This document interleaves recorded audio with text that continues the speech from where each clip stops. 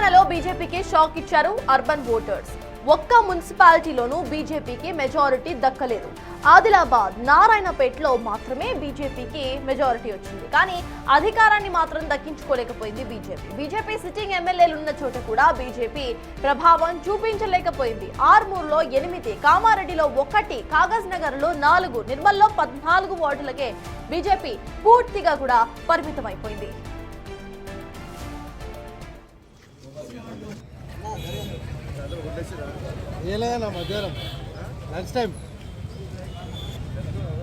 నిజామాబాద్, కరీంనగర్ కార్పొరేషన్లపైనే ఆశలు పెట్టుకుంది BJP. Urban ఓటర్ల రియాక్షన్ తో కంగు తిన్నారు బీజేపీ నేతలు. ఈ ఫలితాలకు కారణం ఏంటని విశ్లేషించుకుంటున్నారు. బీఆర్ఎస్ బీజేపీ ఫెవికాల్ బంధం అన్న ప్రచారంతో దెబ్బతిన్నామంటున్నారు బీజేపీ నేతలు. మున్సిపాలిటీలో ఎక్కడా అధికారం కోసం పొత్తులు పెట్టుకోకూడదని బీజేపీ పెద్దలు నిర్ణయం తీసుకున్నారు. చైర్మన్, డిప్యూటీ చైర్మన్ పదవుల కోసం రాజీ పడకూడదంటూ ఆదేశాలు అందాయి ఇప్పటికే వాళ్ళకి. హంగ్ మున్సిపాలిటీలో ఎవరి మద్దతు తీసుకోకూడదని హైకమాండ్ చాలా స్ట్రిక్ట్ గా ఆదేశించినట్టు తెలుస్తోంది. అప్పులతో ఆర్థిక సంక్షోభం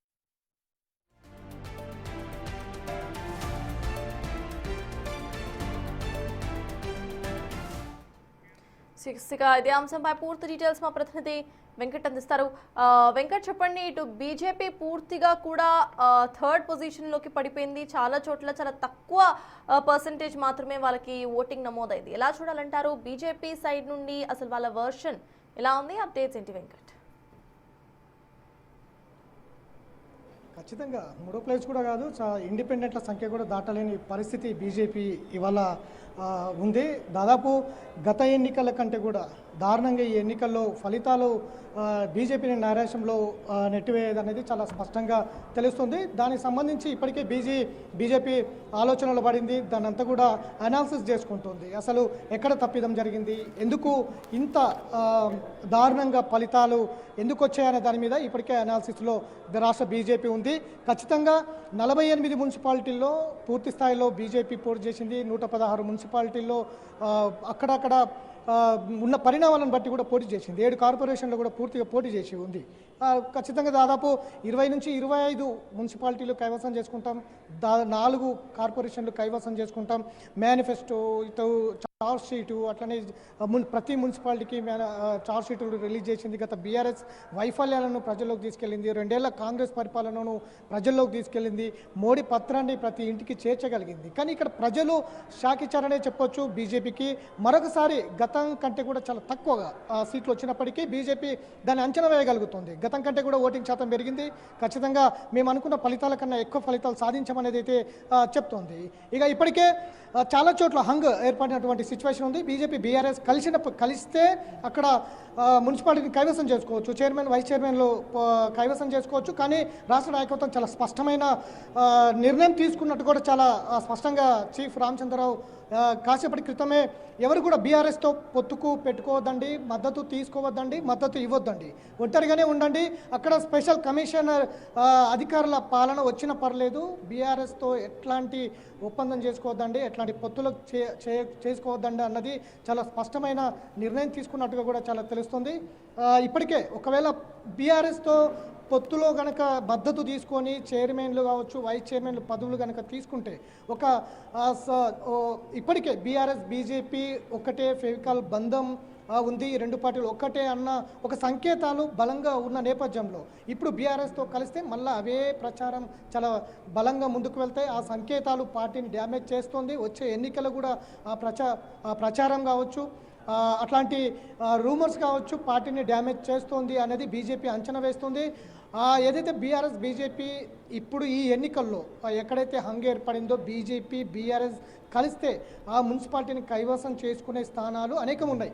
అనివార్యం. అక్కడ బీఆర్ఎస్ బీజేపీ కలిస్తేనే అక్కడ చైర్మన్, వైస్ చైర్మన్ పదవులు కైవసం చేసుకునే అవకాశాలు కూడా చాలా చోట్ల ఉంది. కానీ అట్లాంటి పరిస్థితులు ఉండకూడదు. ఎట్టి పరిస్థితుల్లో బీఆర్ఎస్తో కలిసి ముందుకు వెళ్ళకూడదు అనే సంకేతాలు ఇప్పటికే జిల్లా నాయకత్వానికి అందించినట్టుగా కూడా తెలుస్తోంది.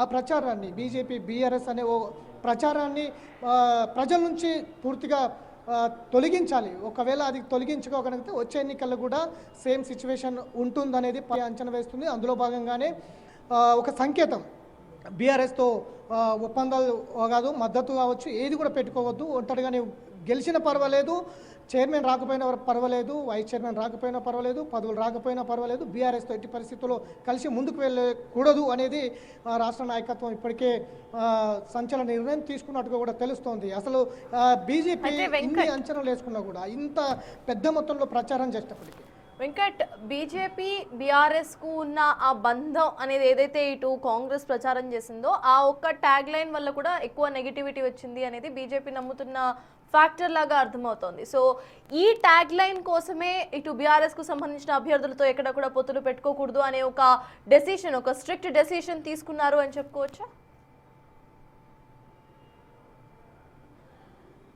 ఖచ్చితంగా ఇప్పటికే రెండు అంశాలు ఇక్కడ. ఒకటి రాజకీయ విశ్లేషకుల నుంచి వస్తున్నటువంటి రెండు అంశాలు, ఒకటి బీఆర్ఎస్ బీజేపీ, ఒకటి రెండో అంశం ఏదైతే ఎజెండా, హిందుత్వ ఎజెండా అన్నది రెండో అంశం. ఈ రెండు అంశాల మధ్యనే పార్టీ డ్యామేజ్కి గురవుతుంది. ఒకవైపు ఇదే పొత్తు ఏదైతే హిందుత్వ ముస్లిం ఇట్లాంటి ఎజెండా పార్టీకి డ్యామేజ్ చేస్తుంది, అట్లనే బీజేపీ బీఆర్ఎస్ బంద్ ఒకటే అన్న ఈ రెండు అంశాలు బీజేపీని డ్యామేజ్ చేస్తున్నాయి. కానీ ఇక్కడ హిందుత్వ ఎజెండా ఎత్తుకున్నప్పటికీ కూడా బీజేపీ ఎందుకు గెలవలేకపోతుంది? ఎంఐఎం గెలుస్తుంది, దానివల్ల లబ్ధి పొందుతున్నది ఎంఐఎం లబ్ధి పొందుతుందన్న చర్చ కూడా రాజకీయ విశ్లేషకుల నుంచి వస్తున్నటువంటి సిచ్యువేషన్ ఉంది. పూర్తి ఒక సమగ్రమైన ఎజెండా పెట్టుకొని ముందుకు వెళ్ళినప్పటికీ చార్జ్ షీటు, మేనిఫెస్టో, మోడీ పత్రం, 3.0 మోడీ పాలన, రెండేళ్ల కాంగ్రెస్ వైఫల్యాలు, 10 ఏళ్ల బీజేపీ అవినీతి పాలన, ఇట్లా అనేక అంశాలు ప్రజల ముందు ఉంచినప్పటికీ కూడా ప్రజలు ఎందుకు చేయలేదు అన్నది అని కూడా చర్చ జరుగుతుంది. దాంతోపాటు బీజేపీ గెలిచిన చోట, నిలబడిన చోట అభ్యర్థులను భయభ్రాంతులకు గురి చేయడాలు కావచ్చు, భయపెట్టించడాలు కావచ్చు, వారి మీద లేనిపోని అబద్ధాలు చేసుకోవచ్చు, మక్తలో జరిగినటువంటి ఘటన కావచ్చు, అట్లనే చాలా చోట్ల ఇట్లాంటి ఘటనలు జరిగాయి. ఇట్లాంటి వేధింపుల రాజకీయాలకు పాల్పడినందుకే బీఆర్ఎస్ కాంగ్రెస్ కలిసి బీజేపీ అభ్యర్థుల మీద వేధింపుల రాజకీయాల వల్లనే చాలా చోట్ల ఓడిపోయాము. ఈరోజు బీజేపీ వెనకబడడానికి కారణం కూడా ఈ వేధింపు రాజకీయాలు అన్నది కూడా బీజేపీ రాష్ట్ర నాయకత్వం చెప్తోంది. సో ఇట్లాంటి అనేక అంశాలు బీజేపీ ప్రజల ముందు ఉంచినప్పటికీ ఆశించిన స్థాయిలో ఫలితాలు రాకపోవడం, బీజేపీ దాన్ని పూర్తి స్థాయిలో విశ్లేషిస్తోంది. గత మున్సిపాలిటీ ఎన్నికల్లో కూడా ఇదే సిచ్యువేషన్. దాదాపు గతంలో కూడా అనుకున్న స్థాయిలో ఉన్నప్పటికీ పూర్తి స్థాయిలో మెజారిటీ సాధించలేనటువంటి సిచ్యువేషన్ కనిపించింది. ఇప్పుడు కూడా అదే ధోరణి కనిపిస్తోంది. దాదాపు గత ఎన్నికల్లో 120 మున్సిపాలిటీలు, 10 కార్పొరేషన్లో ఎన్నికలు జరిగితే దాదాపు 3112 వార్డులకు 2300 వార్డుల్లో బీజేపీ పోటీ చేసింది. దాదాపు 237 వార్డుల్లో 78 డివిజన్లో గత మున్సిపాలిటీ ఎన్నికల్లో గెలిచింది. కానీ ఈసారి ఈ లెక్కలు కూడా తారుమారయ్యే అవకాశాలు కనిపిస్తున్నాయి మున్సిపాలిటీ లెవెల్లో. సో ఇప్పటికే నారాయణపేట, మహబూబ్నగర్ ఉమ్మడి జిల్లాలో నారాయణపేటతో పాటు ఆదిలాబాద్, ఈ రెండు మున్సిపాలిటీల్లో బీజేపీ కొంత ఫలితాలు మెరుగ్గా ఉన్నప్పటికీ, ఇటు కరీంనగర్, నిజామాబాద్ కార్పొరేషన్లో బీజేపీ ముందు ఉన్నప్పటికీ మిగతా కార్పొరేషన్లలో కావచ్చు, మిగతా మున్సిపాలిటీలో కావచ్చు బీజేపీకి ఆశించిన స్థాయిలో ఫలితాలు కావచ్చు, అటువైపు ప్రజలు మొగ్గు చూపకపోవడం కావచ్చు, దీని మీద సర్వత్రా చర్చ జరుగుతున్నటువంటి నేపథ్యం. ఆల్మోస్ట్ ఒక పెద్ద పార్టీ దేశంలో అధికారం పరిపాలిస్తుంది, దాదాపు 15 నెలల అధికారంలో ఉంది. ఏ పార్టీ, అసలు అధికారంలో లేని పార్టీ ఇవాళ కొత్తగూడెం కార్పొరేషన్ను కమ్యూనిస్టు పార్టీలు కైవసం చేసుకున్నటువంటి సిపిఐ. కానీ ఇక్కడ ఒక లార్జెస్ట్ పార్టీ తెలంగాణ మీద పూర్తి స్థాయిలో ఫోకస్ చేసిన పార్టీ, మేనిఫెస్టో, చార్జ్ షీటు ఇట్లాంటివి అనేకమైనటువంటి అంశాలు ఎజెండా ప్రధానంగా ముందు పెట్టిన పార్టీ. ఎందుకు ప్రజలు నమ్మలేదు, ఎక్కడ వైఫల్యం చెందుతున్నాం, ఎక్కడ ఓట్లు రాకపోవడానికి కారణం ఏంటి అనే అంశాల మీద అయితే పార్టీ పూర్తి స్థాయిలో విశ్లేషించుకుంటోంది. దాని మీద మరికొద్దిసేపట్లో చీఫ్ రాష్ట్ర అధ్యక్షులు రామచంద్ర మరికొద్దిసేపట్లో మీడియా ముందుకు రాబోతున్నారు. బీజేపీ వచ్చిన ఫలితాల మీద ఆయన స్పందించే అవకాశం కనిపిస్తోంది. Sartaj, thank you Venkat.